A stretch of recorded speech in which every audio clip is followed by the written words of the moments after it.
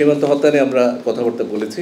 আমরা এটা বলেছি যে সীমানায় যে হত্যাকাণ্ড হচ্ছে এটা কাম্য নয়, এবং এই দুই দেশের মধ্যে যে বন্ধুত্বপূর্ণ সম্পর্ক, সেই বন্ধুত্বপূর্ণ সম্পর্কের সাথে এই ধরনের হত্যাকাণ্ড সংগতিপূর্ণ নয়।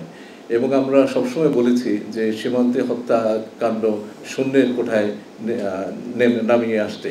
এবং আমরা যে কথাটা আমি আমার প্রাথমিক বক্তব্যে বলেছি যে ওয়ান ডেথ টু মেনি, সে কথাটা বলেছি। তাদের দিক থেকে তারা যেটা বলেছেন সেটা হচ্ছে যে সীমানায় নানা ধরনের ক্রাইম হয়, নানা ধরনের অপরাধ হয়, এবং সেই অপরাধের সাথে এর একটা যোগ আছে বলে তারা মনে করেন।